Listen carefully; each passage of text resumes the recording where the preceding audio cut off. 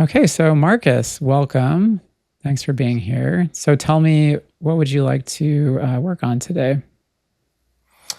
Yeah, well, I've been on, I guess, this awakening path for knowingly for about 10 years. I think probably a lot of people go through this once it's knowingly. They kind of, in retrospect, are like, oh, wow, maybe I've actually been on this my whole life. But, Yeah. um, uh, and then kind of super seriously for maybe the past three. Mm-hmm. Um, and what my interest in talking to you was largely based around your experience with somatic modalities and just body-based things in general. I heard you on something recently talking about 5-MeO and its ability to kind of zero in on stuck places in the Yeah. body. I don't know Yeah. if that was the exact words you used. I don't right now have that opportunity, but um, I come from this very intellectual family and lived the first like 55 years of my life very much from here up, Mm-hmm. Mm-hmm. and had a lot of experiences after that in therapy, with medicine, with meditation, that just everything directing me to the body, Mm-hmm. to the body, to the body, to the body. Yeah. And that's kind of been my deepest dive for the past, when I said the last 3 years or so, when it became super serious. I think that's coincides with that. With me doing most of my meditation practice is somatic based. I mean, I'm just doing open awareness, but specifically of body sensations. Mm-hmm. Mm-hmm. Wonderful. And I feel like I have a lot more access, certainly since I had almost no access, but there's a lot more access and more kind of every day to just to the body and to all that whole sense field. Good. Good. When Yeah. I this coincided with me, the same work, as I was just trying out different forms of meditation, maybe a couple of years ago, I very briefly tried a variant of TM. Oh, yeah. It was Mm-hmm. basically TM, but one of these like renegades who's like, I don't believe in the organization, so I'm just going to teach the same thing for basically for free.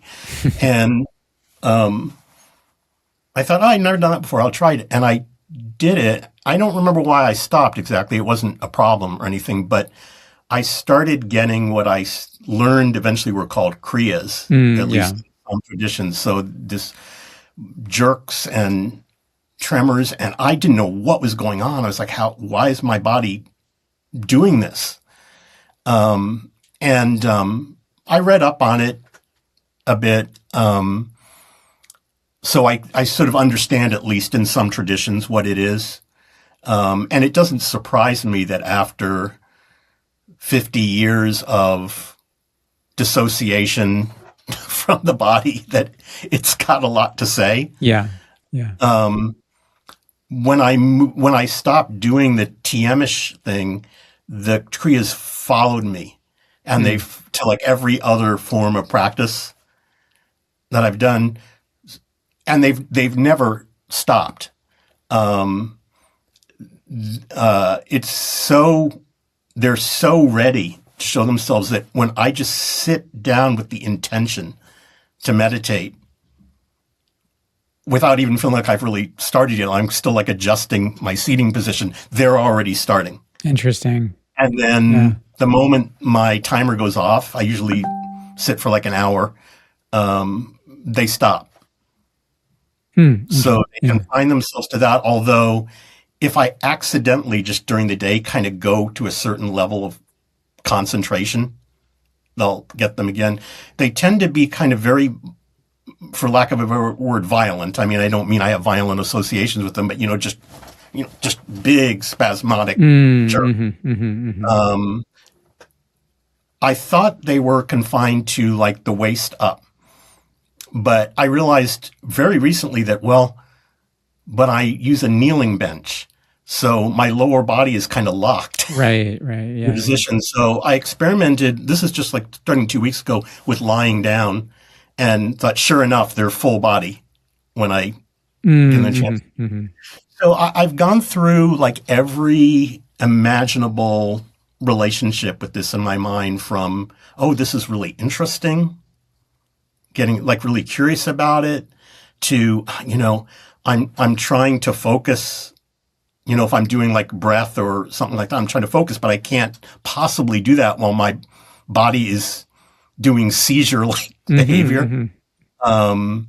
To sometimes just being able to completely ignore it and focus on something else. And, oh yeah, my body's been crazily jerking the whole time. So I've liked them at times. I've hated them.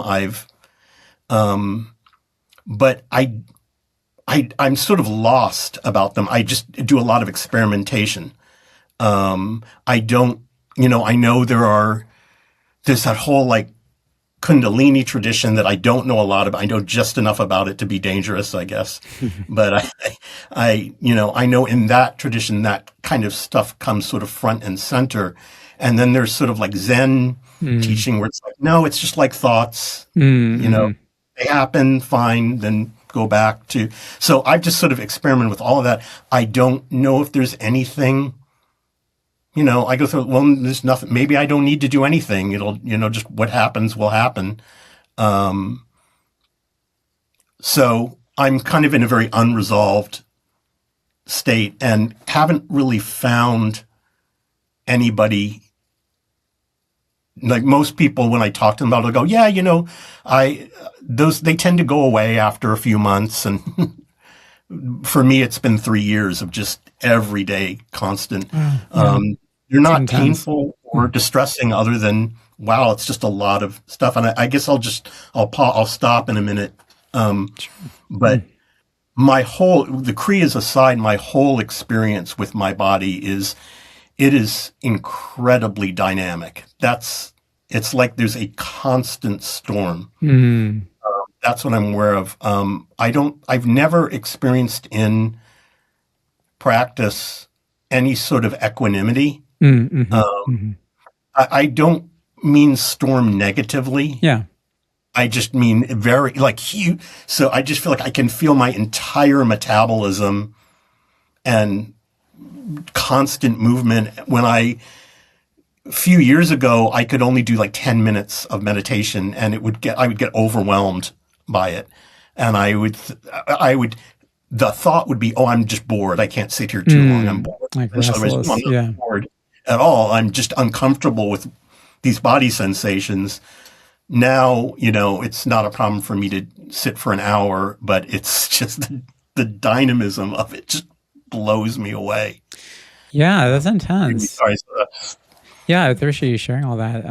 Yeah, it sounds challenging, and I was inclined to say I'm sorry you're going through that, but it sounds like it hasn't necessarily been like a burden. It sounds like you said, it's been over the years a source of fascination, curiosity, all sorts of Yeah. things. And so it sounds like it started about 3 years ago.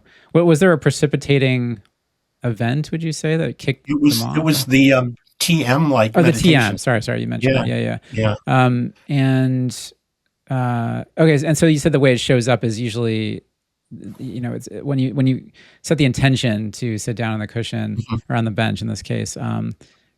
As soon as that container, you're sort of entering that container of meditation, they tend Right. to kind of rise up. Is that right? Yeah. Yeah. But then as soon Yeah. as it ends, they go on their way.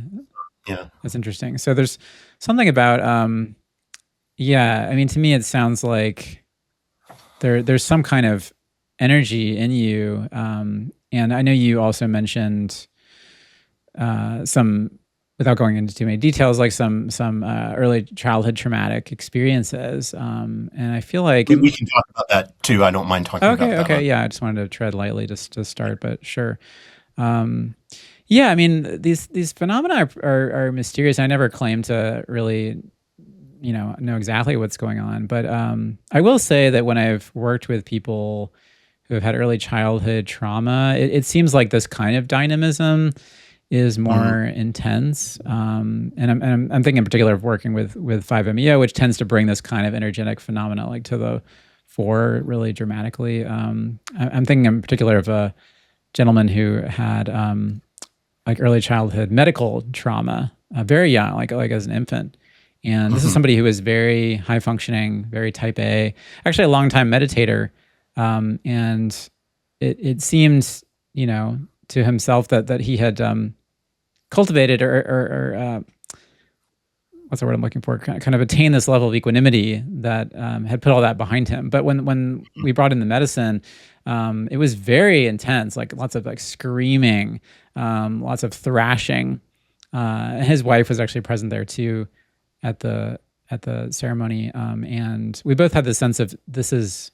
It felt like we were watching an infant just in a state of just complete existential panic. So, witnessing things like that and other similar circumstances, my hypothesis would be that probably, at some point when you experience this trauma, and feel free to say as little or as much about that as you like.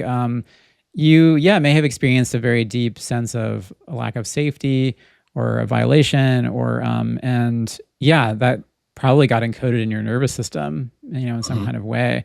And sometimes these things kind of stay locked, under these layers of armoring and just kind of trying to function as an adult, right? Sort of keep things together. But at certain points in our development, certain things, certain practices, in your case, the TM like practice, like can unlock it, right? It can kind of like unleash it. It's it feels almost like drilling down through layers of the psyche, and you hit some kind of pocket of I don't know, oil or natural gas or something, and there's like a geyser, an explosion, and that can look really physical. So that's kind of my guess of what's going on. It sounds like, and it's interesting that that you're encountering it when you sit, because to me. And you can tell me if this resonates at all or not. But I think when we've had a trauma, when we kind of get conditioned into adulthood, we learn, even just unconsciously, all these ways to repress that in order to survive.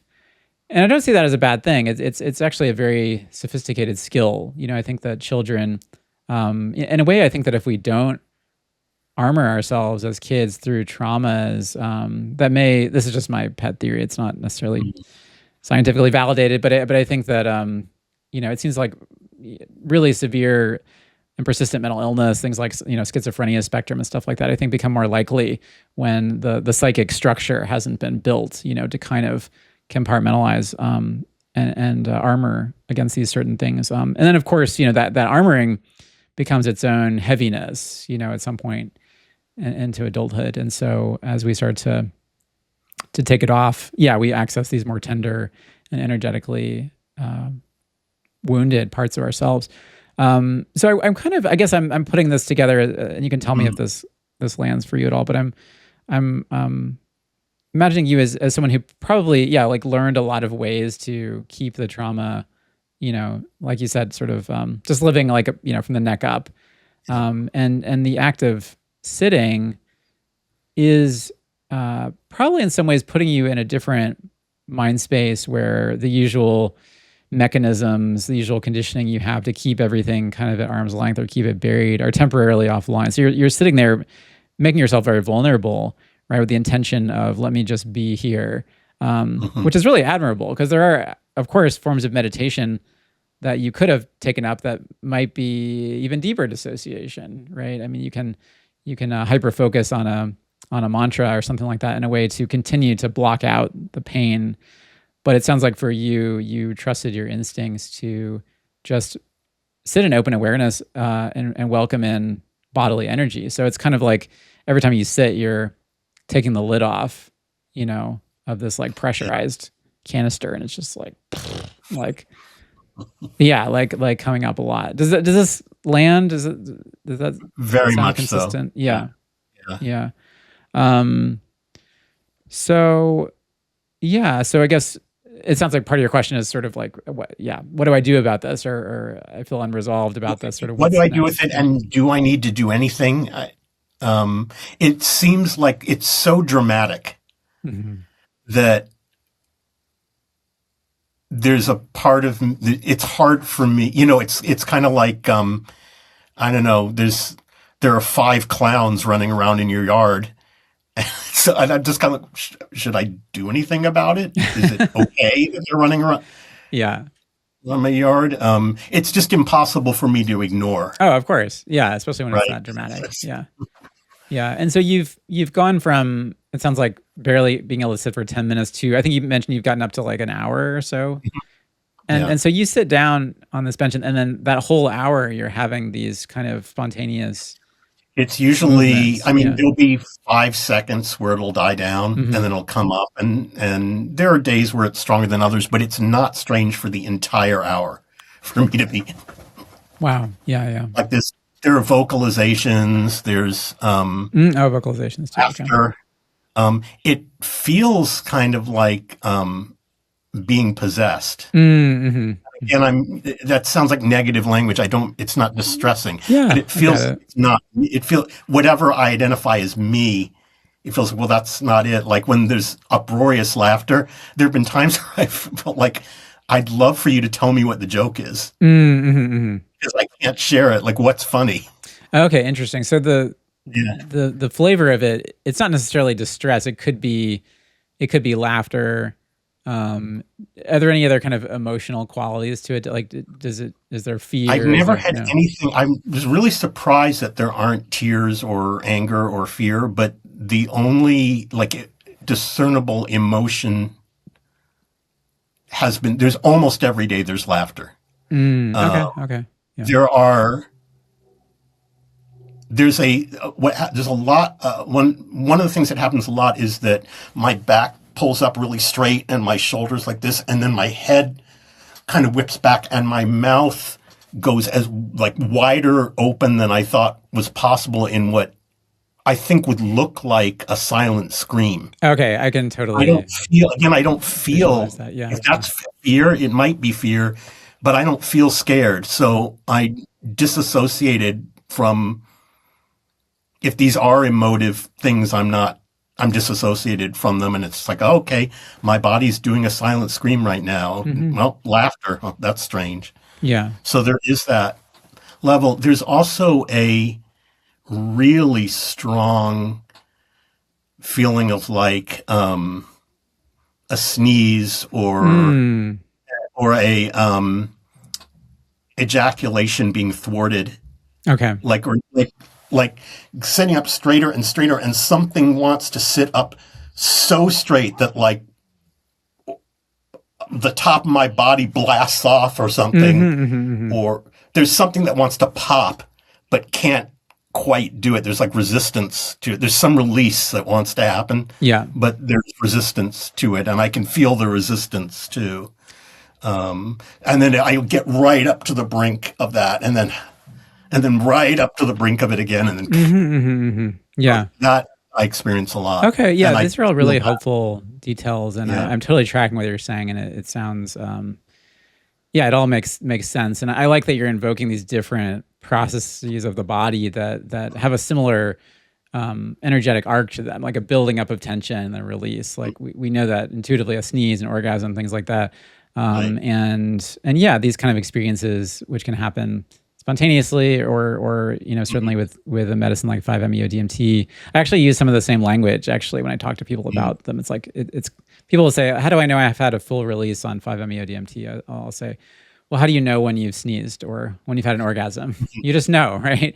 There's a feeling intuitively in the body in your system of like rising energy and then some kind of climactic like release. So this is interesting. Yeah, I mean, none of this sounds in any way, just in case I need to say it, sort of like off the map or pathological or Mm. abnormal. I feel like it's a genre of experience that I feel like is it's just not, I feel like it's not talked about enough in this like sort of white North American cultural context, but I feel like in a lot of other cultures, you know, where there's not so much dissociation or so much over intellectualization, yeah, the idea of ecstatic phenomena happening with the body. I mean, you mentioned kriyas, right? So obviously, there's a Indian tradition there around that, and yeah. So, well, I'm curious. Before I kind of, I mean, I have certain things bubbling up for me, but I don't want to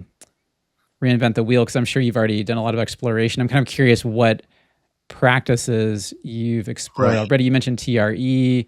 I'm wondering if you've done anything else that has that flavor of something kind of, yeah, like a Right. physical kind of working with it. Yeah. Right. Real quickly, before I answer that, I realized as I was speaking, I think my number one concern is the thing that keeps coming up is how can I, something wants to release, Mm-hmm. but it gets stuck at a certain point. How can I help it release? Yeah.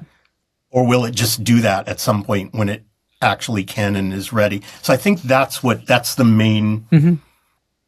if it's frustration, that's the main, like and to the extent that I feel disassociated from it, it feels like I kind of feel like, how can I help you? Yes. You want, I can see that you want to release and that you keep getting thwarted. What can I do to help you? In terms of things that I've done, yeah, TRE is, I do that every day. Mm-hmm. And yoga. Okay. I work with a private yoga instructor. That's that, and the somatic meditations are really the only things that I've tried Okay. that are sort of physical things. I mean, aside from just some exercise and going for walks and things like that. But I kind of launched into all this. I was in just traditional talk therapy, and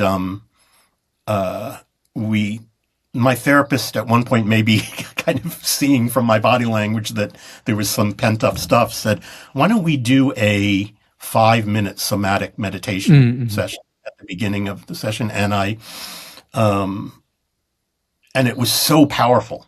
Mm-hmm. Talk therapy has always been tricky for me because I'm articulate and I've always been told by multiple therapists, like, you're very insightful and that sort of thing. I'm like, yeah, but I'm not feeling what I'm talking to you about. I'm describing, So we did that, and then we upped it to 10 minutes and then we upped it to, eventually we were doing it for 45 minutes of the hour session, and then kind of talking afterwards to say we done talk therapy. And at some point, my therapist and I just mutually decided to terminate therapy, and that's when I started working with the yoga instructor instead. But Good. that's Okay. that's So, what I've done. yeah, those were some of the things that were And some medicine use. I don't know quite how that's related, but it has helped me drop more into my body. Mm-hmm. Yeah. What have you been working with or had a chance to work with? I actually took one thing that I don't know where this comes from, but I seem to have a very powerful, correct intuition about when to use medicine and when not to. That's very important. Yeah, and it's just very powerful. And I always afterwards feel like, yep, that was exactly right. I had a year recently. First time I used medicine was maybe 2 years ago, and very heavily for the first year. I sort of like fell in love with it and did all this experimentation, and then I had this intuition that said, you need to take a break. Mm-hmm. And it also made sense because it was at the point where it was diminishing returns based on what I was doing, the amount I was doing anyway. It was kind of, I'm getting kind of the same stuff over and over again. Yeah. There's almost a sense of, you're back. What did you think we were going to tell you that we didn't tell you last time? Go do it. Hang up the phone. Yeah. Right. And then fairly recently, the intuition came back and said, it's time to have another journey. So I had a LSD experience, and it's hard to talk about because it was so somatic. It was just, it dropped me even deeper into what I go into when I meditate. And since then, I feel like that my ability to drop into sensation has stayed deeper than it was before, which is great. I felt like I got 3 feet away from what felt like the trauma. I'm not quite sure what I mean by 3 feet away, because I knew I wasn't in it, but it was like, okay, it's right over there. Yeah. And I could feel the sort of energy of the trauma and the resistance to it.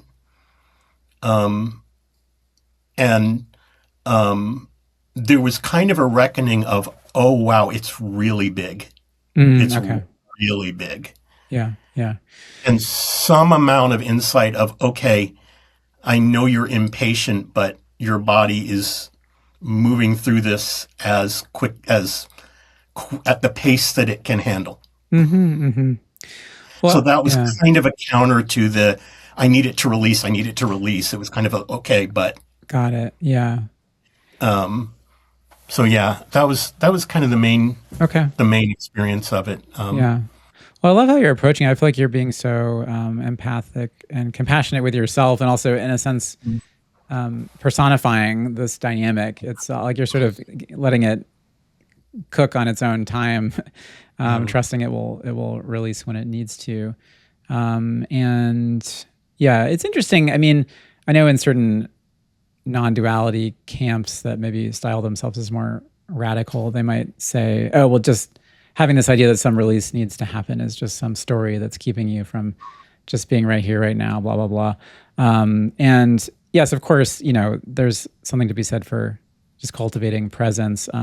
And I do think that like your intuition is so on the money that like sometimes there is a trauma in you that just is really energetically binding up your system that needs some kind of, it's like like you said, a sneeze, or it's like a pimple that just needs to be popped. And I know this because I've experienced it myself personally, and I've seen this with like so many clients where there's something that is bound up, and it's usually in the body. It's often from childhood. And when it releases, like there is something globally in your nervous system that is radically different. And it feels as dramatic as releasing the parking brake on a car or something like that. And so I want to kind of, I want to validate your intuition, and I like how you're approaching this. One other just background question I have, or curiosity around this, because this feels so physical, I wonder about, if it's okay to ask. It's kind of a vulnerable question, Sure. but because there's a quality to it that feels almost like para or quasi sexual, like in sort of the buildup. I wonder about your own like sexual functioning. Like, is that an area of challenge for you in your life that feels connected to this energetically? The energy in this feels so non-sexual. Okay. To me, even though I've used some sexual metaphors Yeah. in Okay. discussing this with you, I think, well, I no longer live as much from the neck up, but I do live very much from the waist up. Okay. I see. Okay. So there's a disconnect there. So there's a lot of, sometimes it's even like, oh, wait, I've got legs. Okay. Okay. Not, so yeah, it doesn't feel sexual. And can I ask, and again, feel free to pause with me with any of these questions, but the trauma that happened to you when you were so young, was that a kind of abuse or sexual in nature? Right. So what I know happened to me was this. I was born very premature. Okay. And at that point, I don't know if this is still the case, but it was illegal for my parents to bring me home from the hospital because I was too underweight. Okay. So I spent the first month of my life in the hospital, not getting held very much. I don't know what the doctors and nurses did to me. Presumably what they did was necessary, but I'm I can't imagine to an infant that age that it wasn't traumatic. Yeah. But there was some kind of bureaucratic screw up with feeding schedules, and they weren't feeding me. Oh, And God. after about a month, when I was just losing weight, a doctor who I wish I knew who he was so I could thank him, said to my parents, "You need to get your baby out of the hospital because he's going to die." And he sort of turned a blind eye, and they snuck me home, and Oh, that wow. saved my life. But so I know just from being told that the first month of my life was basically spent not being held and starving. Yeah. If there was any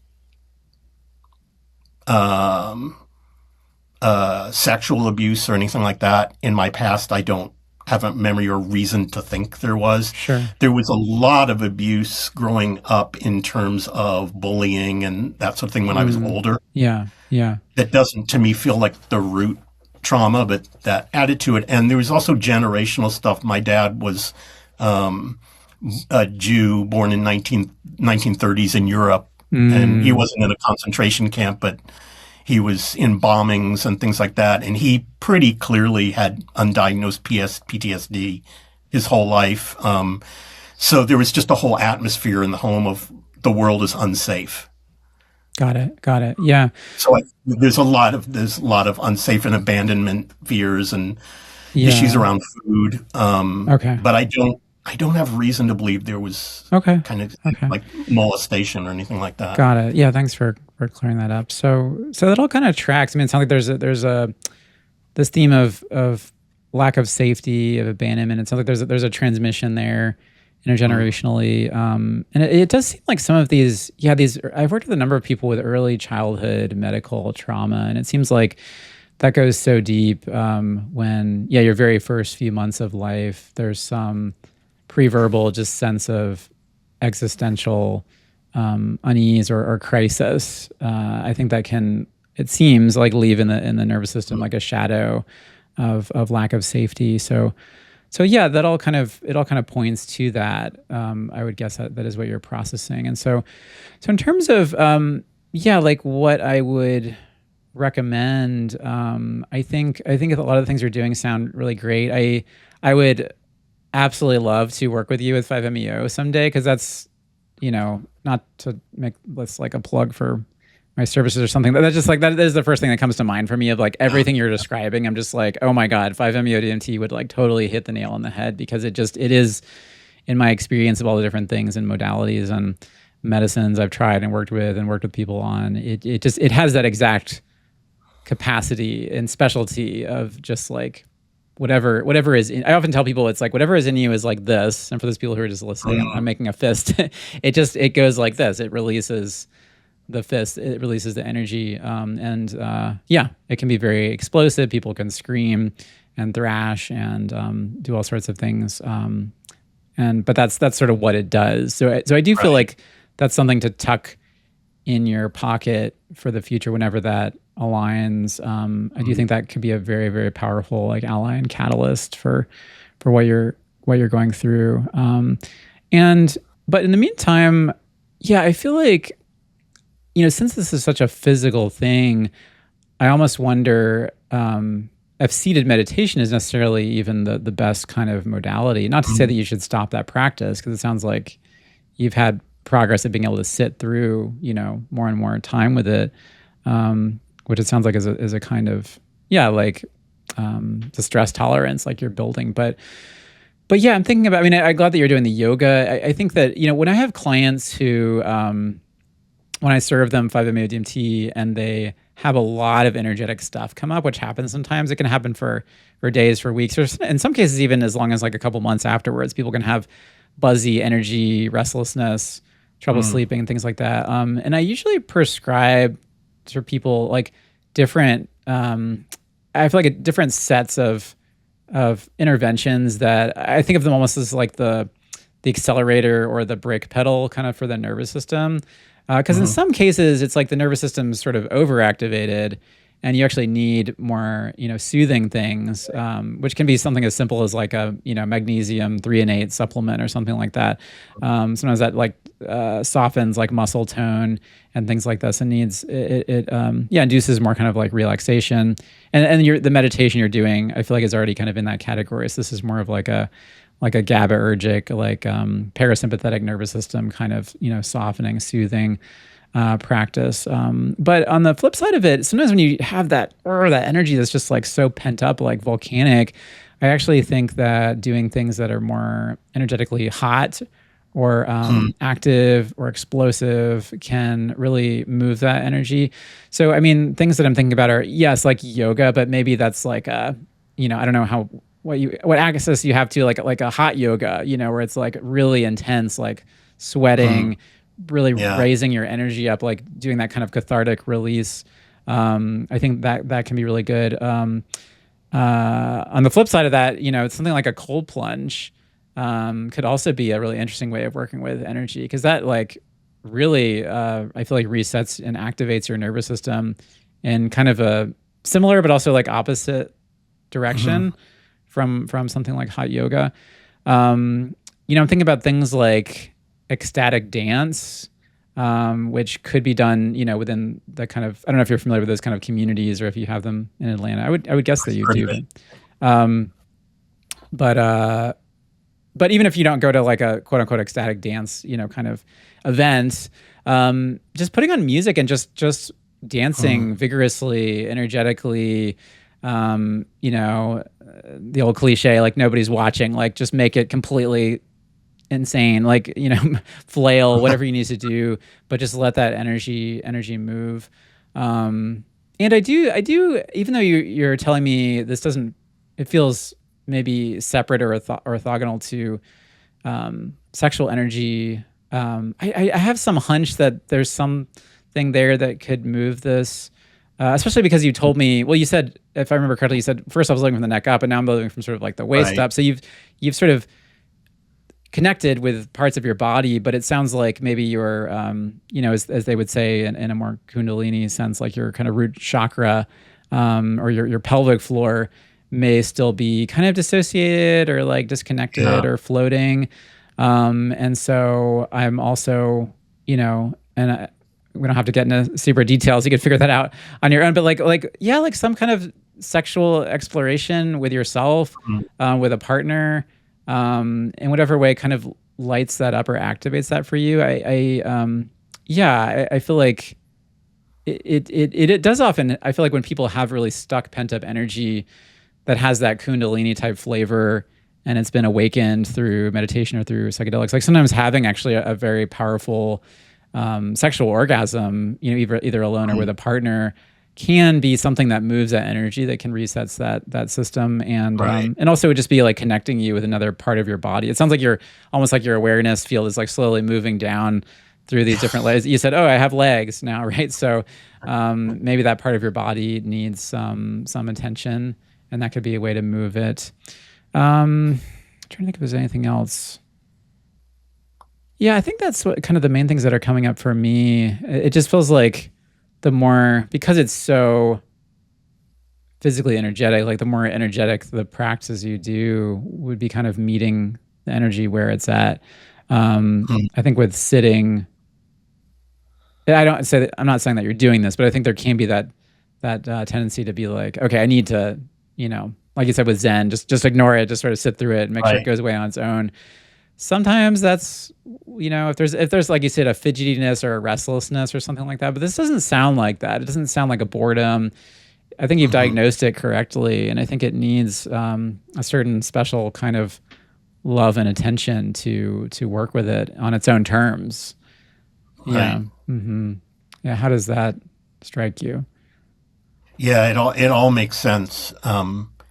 If it's useful, there's a lot of there are a lot of energetics happening now. Right now? Oh yeah, Oh, and okay. Yeah. have been for the whole time we've been talking. Yeah. Talk to me about it. What's going Um, on? How do yeah, you I feel? don't. Um, there's a lot of like, for lack of a better word, buzziness, like tingling, Mm-hmm.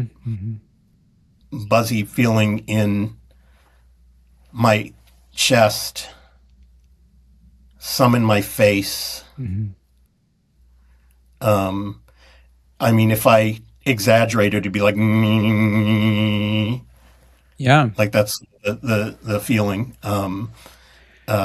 It might, some of it might be like causally might be just like excitement and nervousness of meeting and talking to a new person. Yeah. Can, I, can I, sorry to but interrupt you, sorry, yeah, with no, your permission, can we do just a little bit of experiential with this sure. before we analyze it? Because yeah, tell me more. So you're feeling like a buzzy energy. Is it concentrated in any particular parts of your body more than others? Do you notice it? It's really like the whole bust. Okay. Okay. So from sort of like the chest, upper chest Yeah, upwards, you're feeling just like a like literally buzzy. if you made a bust of me Yeah, sort of like like what I'm that. seeing on the screen right now. It's Yeah, all just yeah. like sparkling. Okay.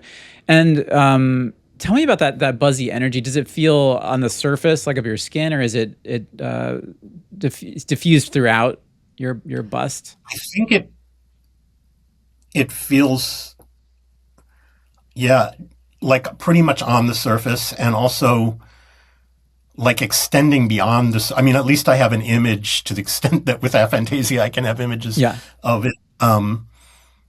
Like almost like there's an aura, Uh-huh. Yeah. Does it have a color? or the boundaries are Yeah. soft enough that Yeah. Okay. there's a, like I am a buzziness, but it doesn't feel like the buzziness is penetrating like all the way Yeah.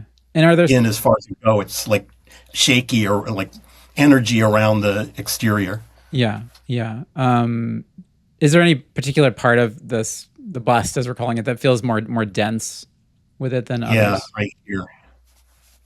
Oh, sorry, I cut out for a second. Okay, so right in Right, your right, your right here. chest. Yeah. Yeah, yeah, yeah. Okay. Um, Although that can shift, it can be my face, but yeah. I think more often than not, like right here. Okay. Something I'd like to try. So sometimes I do these things with people where we close our eyes and kind of do a little bit of visualization. Given that you have aphantasia, which I'm so important, or I'm so grateful you named that, and I hope people listening will understand that's it's a kind of neurodivergence where you can't really visualize things so easily. So Yeah. it's important to work with I it. have the auditory version of it too. Oh, okay, yeah. So I'm curious, maybe just to try something that's more, in a sense, more concrete, less of a visualization, and just seeing if this opens up anything. Is so noticing this energy, this buzzy energy, and you mentioned the density in your chest. I wonder about opening up more of a spacious expanse for it to play within. And you may have done practices like this before because you've explored non-duality, but with our eyes just open without doing any kind of quote unquote meditation or visual, I wonder what it's like for you to uh, sort of extend your sense of visuality out to the peripheral vision. And so when you do this, it's almost like imagine instead of your eyes looking like this, with sort of like binoculars, kind of, it's like you open and open and open. So instead of focusing on the focal point, you're starting to take in the whole visual landscape, if you will, almost as one whole totality or expanse. It kind of, in a way, feels a little like zooming out and a little like being at the top of a mountain, like a big vista. Do you get a sense of what I'm pointing at? Yeah. Yeah. And something interesting about this way of looking is you might notice that if you try to actually locate where your peripheral vision ends, you may find that you just can't find it. It's a very strange thing. Like there's not like a line or a black, barrier. It's sort of like there's just visual stuff happening, and then it just kind of, it's just like, it's not even, it's too much to say that it's not there. It's just there's not even a not there or a there or a boundary or anything. It's just it's a funny, you could describe it as a boundarylessness or a boundlessness.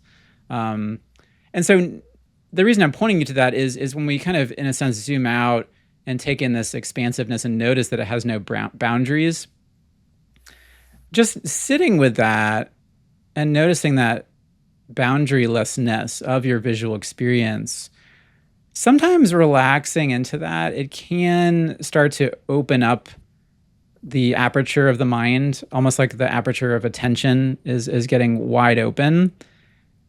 And I'm doing this because sometimes when we have a lot of buzzy energy in the body, the bust, if you will, let's keep using that. It's circumscribed within that boundary, and so it can feel like it has nowhere to go, or it needs to be managed, or it's kind of like um, needs to be controlled, or something like that. It has no place. But when we open up into this openness, this boundlessness of awareness, of visual awareness in this moment, there might be more spaciousness opening up. What I'm pointing to is just that, okay, so you have all this buzzy energy, and sometimes when we are staying within the boundaries of our skin, it can feel like I sometimes talk about it like a bunch of butterflies trapped in a jar or something like that. And if you, yeah, open your mind, and you can do this just visually with eyes open, or you can also even extend your sense of hearing out into this kind of boundless mode of perception. Sometimes that provides a new context for the energy. So it's not just something that's like stuck that I have to kind of manage, but now it's actually allowed to have this more full expression. And yeah, it's not necessarily something you have to like visualize, but it can just sort of happen that way. Where then when there's more room, the energy may feel like it's less dense here, and maybe it's more moving out. It may still be there, but it just has more room to kind of dance and play. Yeah, Are you getting any sense of what I'm pointing at there?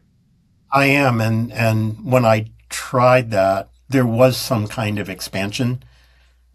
Beautiful. Um, I'm very yeah, happy to hear yeah. that. And in fact, there was even movement going down into my feet. Oh, I love that. Okay, so now we're So bringing in yeah, other parts of the body. Yeah, yeah. good. So I know we're getting a little short on time, and yeah, our little tech hiccup kind of complicated things. But what I wanted to sort of leave you with is one more just intervention. I mean, on top of everything else I already said, which I would recommend.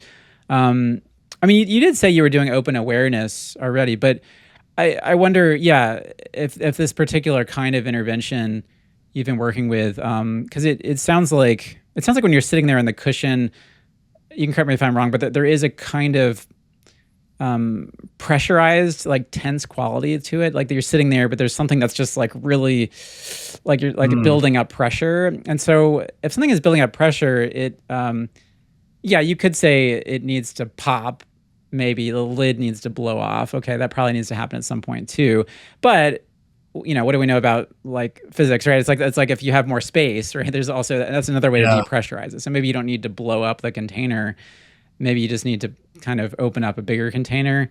And so this could be a useful practice for you if you're not already weaving this kind of stuff in. And you can do this eyes closed, you can do this eyes open, but yeah, when you're setting that timer and you're doing your meditation, I would say, yeah, like find the energy in your body, get in touch with it, make sure it's very vivid and alive, and connect with it, and also open up into this spaciousness. Because once you let the body boundary, which can be this kind of pressurized bottle, dissolve in a sense or kind of merge, you start to access non-dual awareness, right? This kind of sky-like mind that feels boundless, and you can do that. You can do the eyes open, even with eyes closed.